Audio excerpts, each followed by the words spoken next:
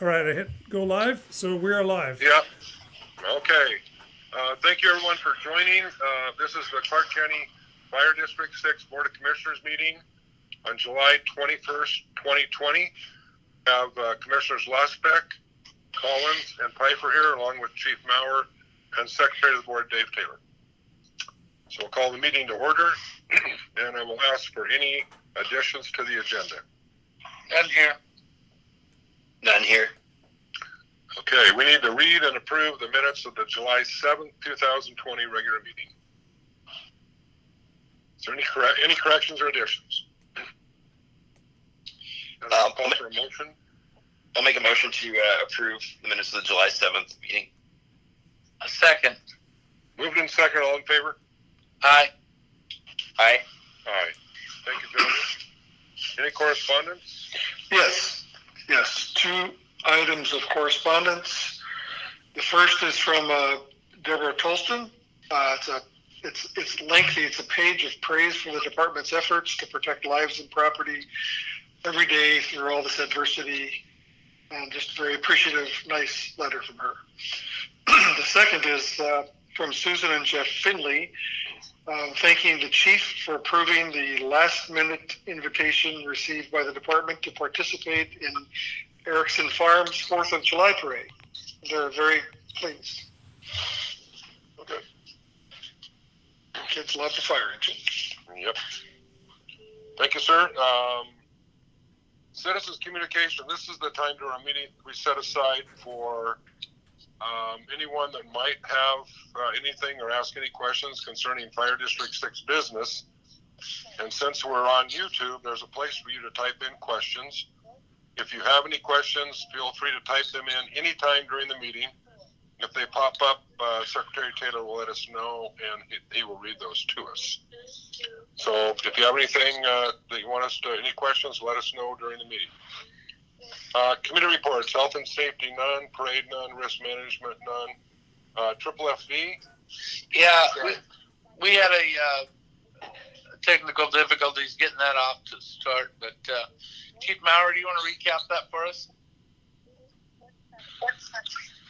Sure. So the main issue is that it appears that someone had been using the side of the office or side of the station that the firefighters aren't currently using right now. So Chief Yeager is working on that. Other than that, all bills were in order.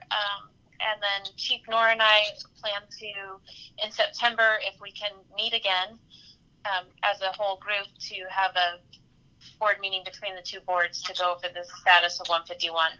But it appeared that the Triple FB, as well as both boards of commissioners, would rather wait until we could do that in person if possible.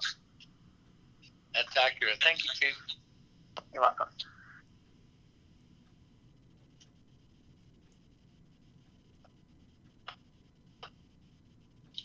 Go ahead, Mr. Chair.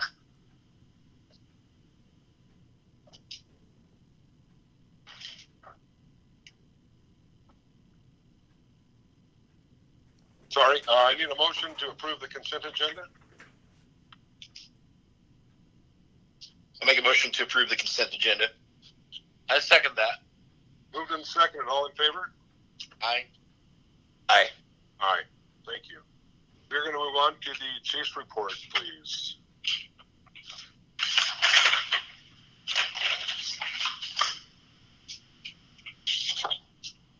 So the first one is the June 2020 overtime report. The overtime for June, we had a total of $24,710.87. At the bottom of that overtime report, I compared us to last year. And of course, with COVID, overtime has decreased significantly.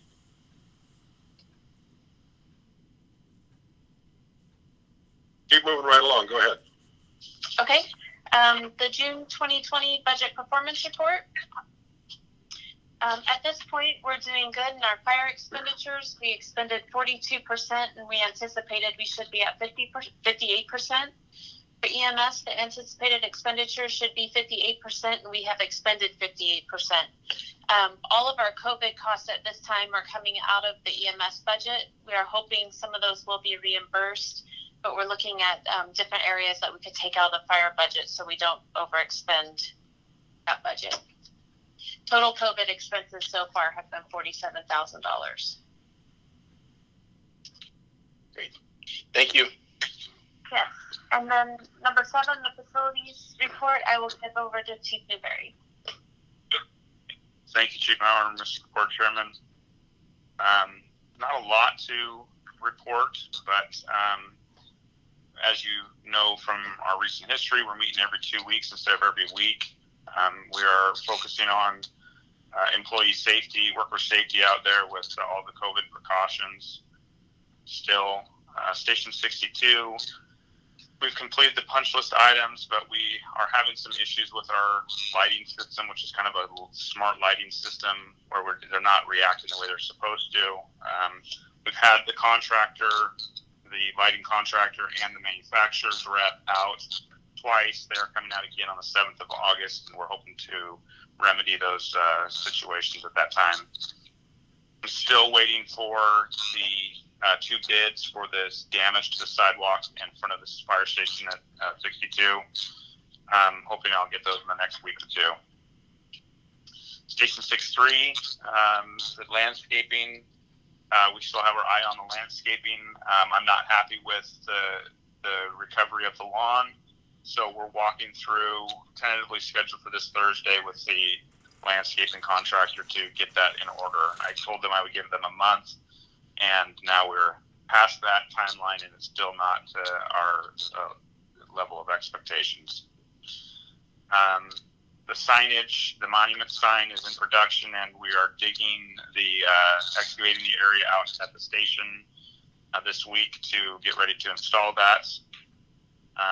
Meeting with our artwork consultant tomorrow on a Zoom call, finalize the artwork. And then finally, the most exciting part is the training tower at 63. It's well underway. We've got framing complete on floor 1 and 2. Actually, I was out there this afternoon, and floor 3 is now up. The grade is being prepared for asphalt and concrete. They've got a lot of rock that they put in. The oil water separator that we've talked so much about has been set, and the plumbing is hooked to that. And then I've got an appointment with the electrician to go over the final design build on August 10th for the electrical, and for the installation on the 17th. We're still shooting for August 28th as our completion date. And finally, the change order spreadsheet, I update that once a month, so it'll be available for you at your next board meeting. Thank you, Sean. You're welcome. Big Chief Litlift. I have COVID-19. Did I miss one? Oh, I'm sorry, COVID-19 update. You kind of gave us one, but go ahead. Okay. So the numbers that you have in your Dropbox are a little bit old, as everything with COVID is constantly changing. So our numbers just as of today we've had 1,526 positive tests, 37 deaths, and 22 are currently hospitalized. So we're definitely not dropping. We continue to increase. We are still in phase 2. And then for the fire... Oh, sorry. Go ahead. Okay, so for the fire levy lid lift, I just wanted to inform the board that ballots went out on the 17th. We have heard that a number of people have gotten them, and our frequently asked questions card either went out before or right at the same day as the ballot, so our timing was good on those. And then we've had 2 YouTube live presentations, one last Thursday and one tonight. Chief, have those frequently asked question cards generated any questions to you? They have not. We've gotten responses on our social media accounts. All have been positive, and then no direct questions to the chief or to the station. Okay. Any questions for the chief under her report? None here. Any old business? Doesn't appear to be any. And we'll move on to new business. The Clark County Fire Rescue Management Group Audit Report. Will that be you, Commissioner Pfeiffer? Sure, you bet. The audit report was complete. We had an exit conference this last week with the state auditor's office. Myself, Tina, and Chief Maurer participated in that. The audit was a great audit. No questions or no concerns were expressed. It covered the last 3 years. Our next audit will be in 2023. And that's all I have. The auditor's office was very appreciative of the work that Tina put forth in acquiring all of the necessary materials and being their point of contact. So that was very much appreciated. Excellent. Any questions? It's a good thing. None here.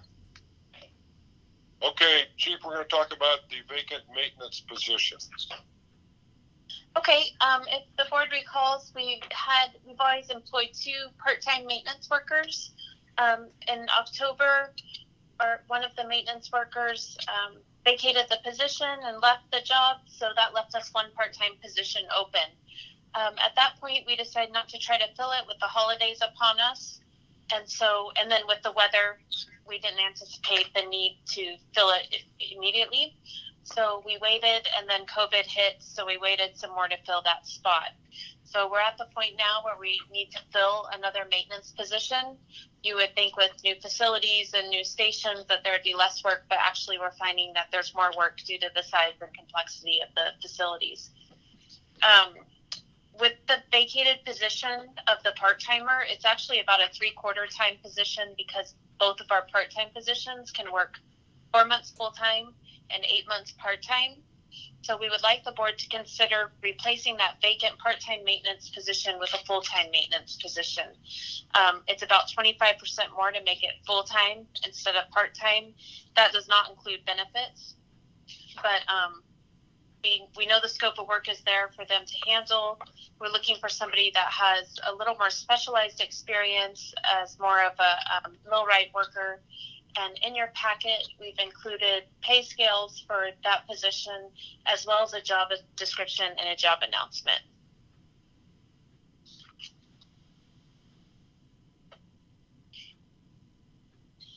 I have a question. It's Casey. Yes. On the bottom, it talks about veteran preference points. Do we have any volunteer preference points? Anybody qualified for that? Are we considering that? Or is there anybody eligible, to your knowledge? The volunteer preference points are outlined in policy, so we would follow that policy. I haven't heard if anybody's interested, but of course, if they were interested and qualified and given the position, those volunteer points would apply. Okay, that's my concern. Thank you. Uh-huh.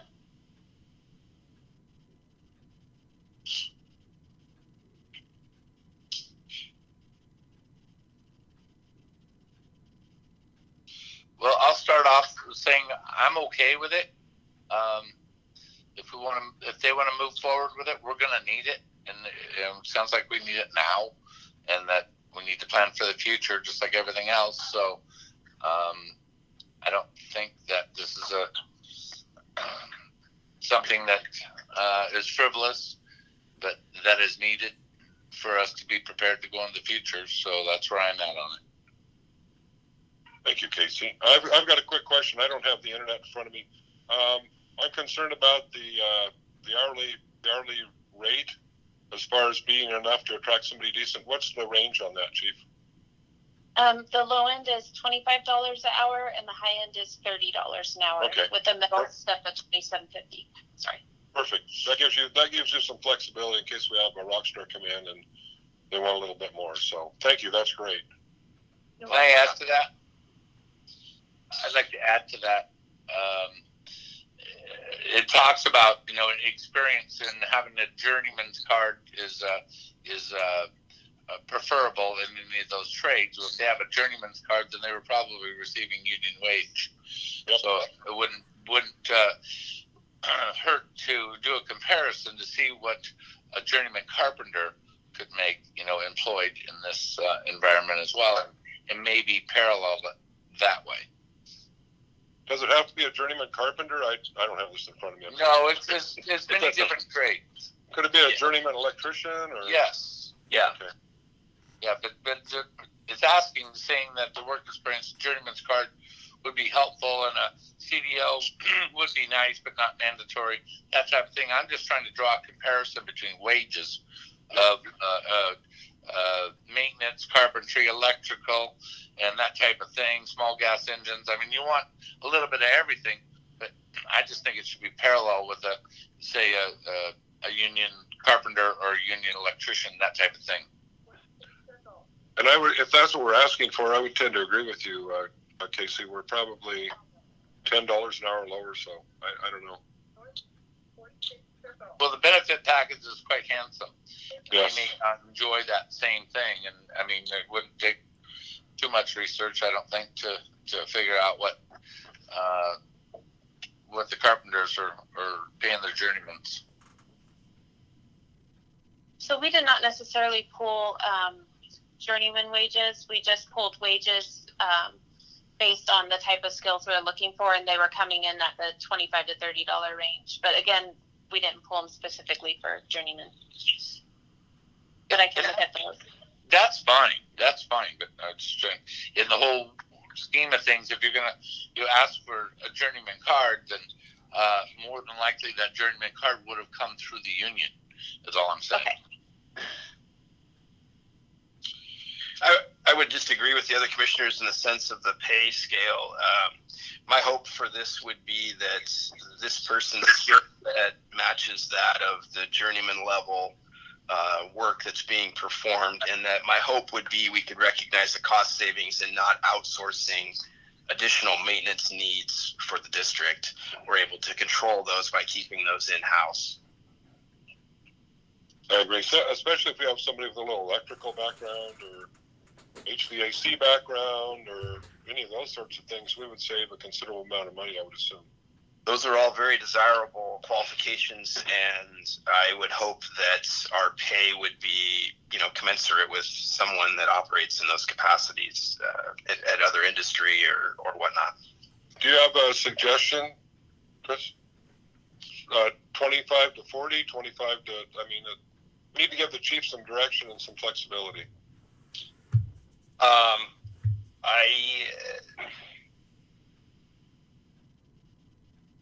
I don't. It would require us looking comparably at either other organizations that employ, whether it be, community college or, WSU or other places that are employing folks that are operating in this sort of whole facility maintenance type of position.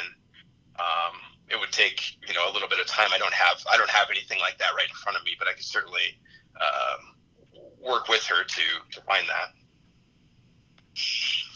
Hey, Chief, that would be interesting to take a look at maybe the school district, maybe WSUV, PUD, some of those sorts of places, actually the county,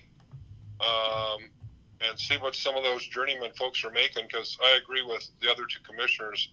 If we have to spend a little bit more money to make to have somebody really good and be competitive to get somebody apply that's really good, and I think that Commissioner Piper's right. I think in the long run we might save that money by not having to have other outsourced resources come into the station and repair those sorts of things. So I think that's what I'm kind of hearing from the board.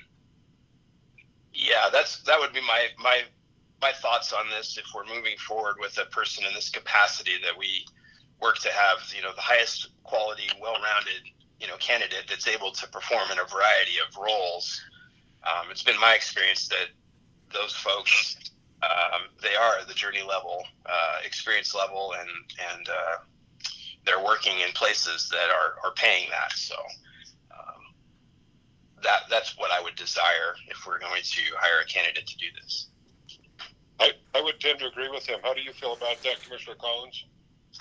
Well, I just don't know if we're talking about $5 an hour starting wage, going from 25 to 30 to start. But that benefit package is quite handsome, and it's also year-round work. A very desirable place to work, working conditions, so on and so forth. So, I just think we should give ourselves the latitude for the range. Maybe we could increase the top end, and then depends on experience for the right candidate, and then leave some room for some step increases in there. Because they would be a union member. if they're a journeyman, I would assume they have a benefit package also. Or did have one, but they would not. It wouldn't be a union position, No. as far as I'm understanding, or any union. Well, if you get a journeyman electrician, they potentially are in a union with benefits. So I guess my suggestion is, I know that the chief wants to move on this fairly quick. Could you explore some other comparables? What does Clark County pay? Maybe the school district, maybe WSUV, some of those sorts of governmental agencies, and see what they pay for us, and what sort of benefits package they have. Does that make sense? Yes, I will. The one thing I'm hesitant about is this person would work for our current maintenance and facility specialist, and it could outprice him. So What do you know what he makes an just hour? to be about Off your head. $61. How much? 60, He makes 60 an hour. I believe. Okay. So that's with benefits. His pay scale is at 42 per hour. Okay. Right. Okay. So all you need to do is increase the top end of the pay scale. You can leave the 25 and increase it to 35. So 25 to 35, depending on experience, and you should have enough tools to get the job done. And I just want to confirm with the board that we are not looking at this as a union position. This is a Right. staff support position. Right. But we were talking the words journeyman. In my experience, has been acquired. The journeyman card is acquired through some type of a union, and so Right. I didn't want to confuse the situation. Well, I'd go up to 25 to 38, I think. Get a little bit closer to 40 to make me feel comfortable. They Give the chief some flexibility. She might find somebody great that's willing to do it for 30 an hour. I don't know. right, but we need to leave room for step increases as well. Right. You can't just hire them at the top of the range. Are there I wasn't in looking at the pay diagram here. Is there step increases typical for this maintenance type position? In the past, have we had a step increase sort of process? Or new. All support personnel, that includes the chiefs, the maintenance, and the administrators, all have a step program within their contracts. Okay, I just didn't see it outlined here in the description. So okay, thank you. When we hired Arnie, he had a step 2, but I think we hired him at step. I think Arnie had 3 steps, and we hired him at step 2. That was a lateral movement. Yeah. Okay. So, do you want us to go stick with 25 to 35? Is that what the board feels? Just what I think is a useful tool. They should be able to get the job done with that. If we need to raise the range by $5, that'll get the ball rolling, and I believe so. They'll receive some applications at that. Okay. Commissioner Pfeiffer? I would agree with what the board is suggesting. If that's if that puts us in the space to acquire the best talented person for the position. So, Chief, it sounds like we're okay with everything, except we would like to increase the range from 25 to 35 instead of 30. Okay. And we don't need a motion. Yeah, we're approval. We don't need a motion for that. Wait, Secretary Taylor, do we need a motion for that? No, I don't think so. Okay, thank you. Any other questions for the chief concerning that?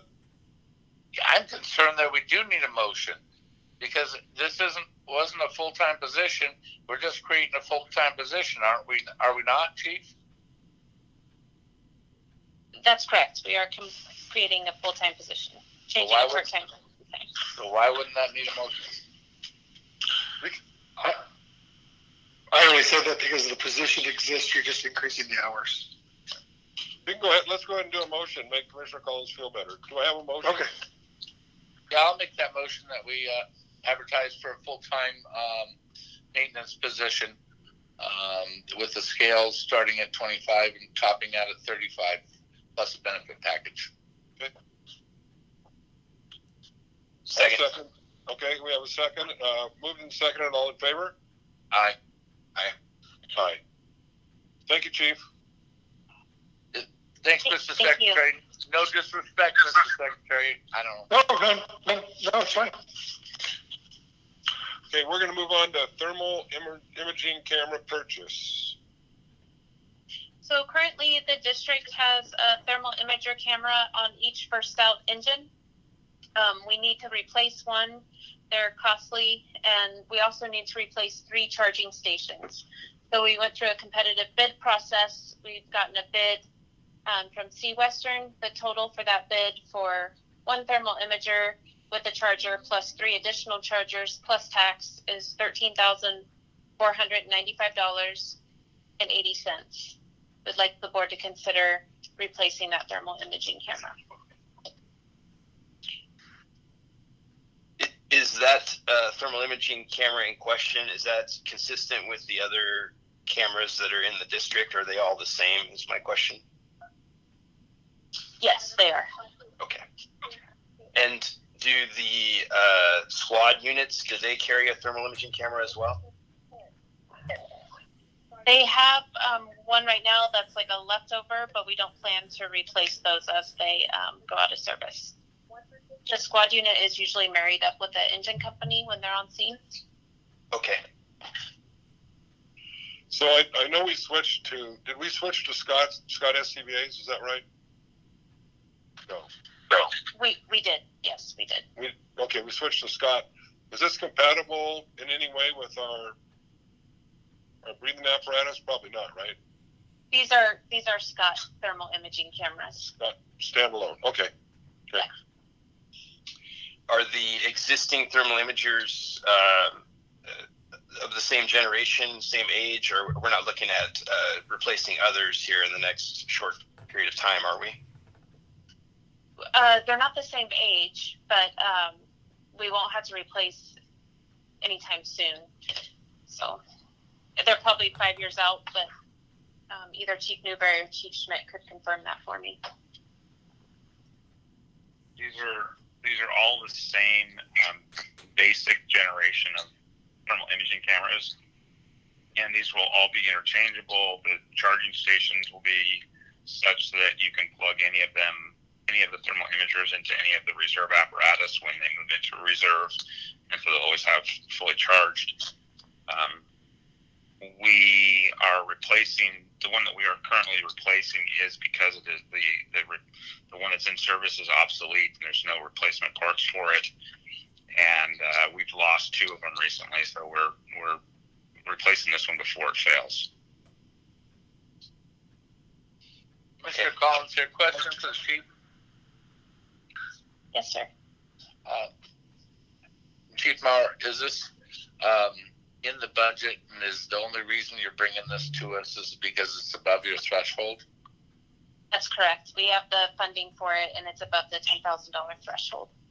Okay, so it's just housekeeping, and with that, I'd like to make the motion that we authorize the chief to go forward with the thermal imaging camera request. I'll second that. Moved and seconded to approve the purchase of the thermal imaging camera. All in favor? Aye. Aye. Aye. Thank you. Thank you, commissioners. Okay, Chief, volunteer program? So initially, when we had our workshop in, I believe it was February, regarding the volunteer program, we did not anticipate COVID. And at that time, we asked for a transition from the volunteer program beginning December 31st, 2020. As we move through COVID, the likelihood of us bringing the volunteers back in a combat capacity to ride out with the crews, we're feeling is very slim. We just don't know when we'll be through COVID, and it's not appropriate to bring them back just to ride out and expose them and expose our crews. So we have a couple things happening. In August 4th, we'll be transitioning all over to the new Scott SCBAs. None of the volunteers have been fit tested or trained in the Scott SCBAs. So we would like to acknowledge that as of August 3rd, that would end the write-outs for the combat volunteer program. And at that time, we'll start transitioning to the support services program. But I just wanted to make the board aware that it's not for any reason other than COVID and the ability to get them trained and spun up for a short amount of time. I understand. Thank you. It's not where we wanted to be, but COVID has made a lot of things not where we want to be. I understand. Okay, and so at some point we'll start working on some sort of a description or program or whatever for support volunteers. So when COVID's done, we can figure out what our need is and do some advertising. Correct. Yeah, Okay. and I think Chief Schmidt as well as Captain Grant already have some stuff that they're thinking about to get that going. Good. Any questions for the chief on that? None here. We will go to the cadet program then. So the cadet program is our STAR program. It's just been a program that this district has supported for many, many years, and we're very proud of. And the people that keep running this program are doing great things for our department. As with COVID, nobody knows what's going to be happening with the school next year, so we are not sure what the status of the cadet program is. Travis has been working with Captain Greeley and Chief Schmidt to work with the school districts and see what their plans are. They've been working on modifications to the program, but at this point, we're not sure that we will have cadets next year. So we will keep you posted on that. Okay, thank you. Sounds like the right thing to do. Thank you. Well, hopefully we can come up with some sort of a modified program to at least keep them interested. So I know you're working on Be that. careful. Yeah, we have to be careful. So okay, any other new business? How about round table? Go to the order. I don't have anything. I do when we get caught up. All right, it sounds like we're caught up. The Hazeldale Salmon Creek Business Association did some matching funds to provide coffee for the CCSO West Precinct. I believe in the amount of matching funds, $500, and it was well received by the West Precinct. And the Business Association just wanted to give thanks for sometimes a thankless job, I would say. And so anyway, the Business Association has its pulse on what's going on, and I'm getting appreciation from about CCSO and CCFD6 and all first responders from the Business Association. Commissioner Collins, this is David Taylor. What was it they provided the $500 for? I missed that. It cut out. There was a coffee fund for any, I think it was any Clark County Sheriff's officer and their families to be able to go through. And Sean Hallen made a personal donation, and the Business Association voted unanimously to match that fund. I think they made it $1,000 that any sheriff's office could stop by and pick up a cup of Joe. And I just thought it was a great gesture from the Hallen family and matched by the Business Association. Thank you.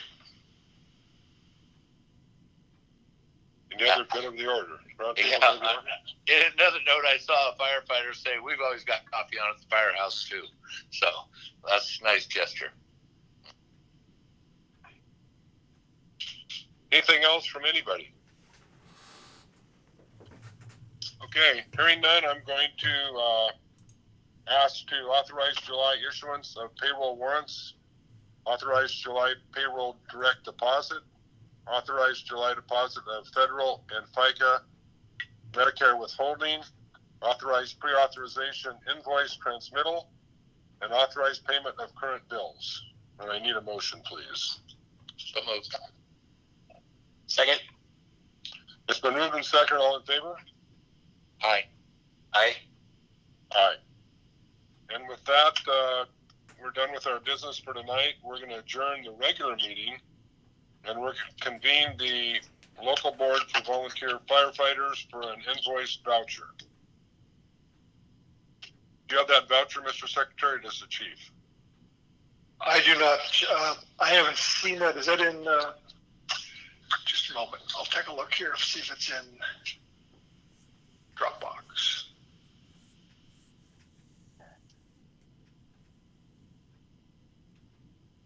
Chief, is that in Dropbox? I don't see it. I don't see it in Dropbox. It was for one volunteer that came back for a working structure fire. Oh, so that would just be a regular stipend. That wouldn't have anything to do with the Board of Volunteer Firefighters. No.